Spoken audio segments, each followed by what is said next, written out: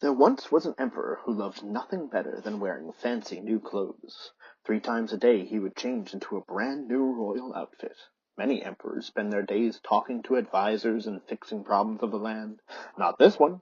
He was too busy sending out his servants to find the next great outfit to wear. One day 2 strangers came to town. They said they were weavers. They said the cloth they wove was the finest anyone would ever see. But in fact, they were not weavers. They were crooks. These fake weavers said their cloth was more beautiful than any other cloth, but it couldn't be seen by just anyone. Only people who were most smart and most excellent could actually see the magic cloth. People who were not smart and not excellent, well, they saw nothing at all.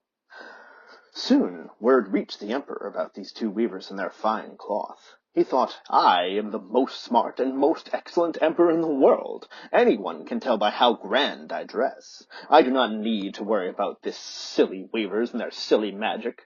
Soon the emperor went to see the 2 weavers out of curiosity. These clever crooks ran about their shop, pointing at empty corners and tables. They said with pride, Look at these piles of fine cloth. Surely you've never seen colors as bright as these, or patterns as beautiful. The emperor couldn't understand. He didn't see any cloth anywhere. The emperor thought, I can't let anyone know I can't see this magic cloth. Who knows what they would think of me? So instead he said, yes, this is the most beautiful cloth I've ever seen. Totally. As it turns out, the emperor's grand annual parade was coming up soon. There was a special day when everyone in the kingdom lined up to admire the emperor and cheer him as he walked by.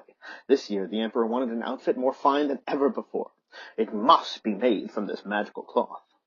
Yet there was very little time. Could they weave the cloth in time for the parade? The 2 fake weavers frowned, as if they couldn't be sure. Then they smiled and said yes, they could make him the most fine royal outfit and cape ever seen. But it would cost many extra gold coins for the work to be ready in time. The emperor paid it in full. The 2 crooks put gold right to their chests, but they didn't buy any yarn. All they bought were a few candles to burn in the windows at night. That way everyone would say, Look, these new weavers are working all night long to get the emperor's new clothes ready in time for the parade. On the morning of the parade, the emperor came to the weaver's shop. He felt sure this time he would be able to see the magic cloth, but still the emperor saw nothing.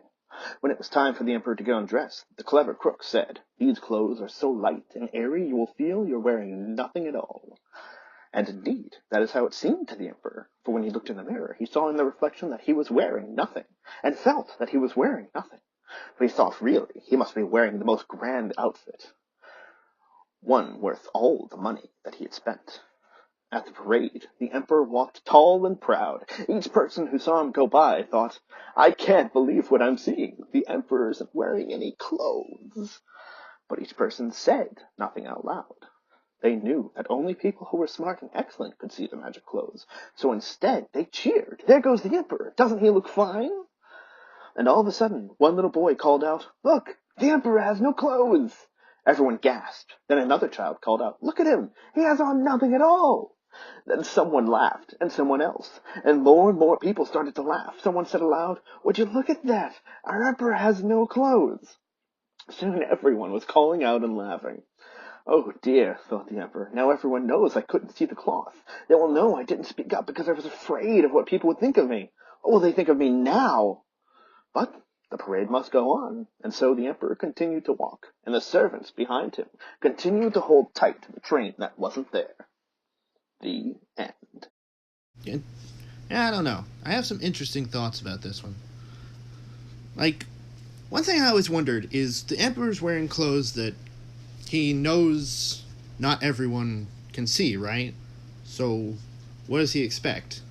If he is aware that only the most smart and most excellent can see the clothes, and he can't see anything and thinks he's naked, does he just assume that every single one of his subjects is also the most smart and most excellent kind of person and can see the clothes? Like, he's probably going to have a few subjects that aren't pretty smart and excellent that are going to see his junk. I mean, I guess it's the old days. He probably doesn't care if people see his junk.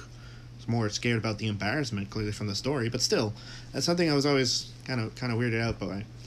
Like, plus, everyone in the kingdom now knows what their emperor's junk looks like. Imagine that.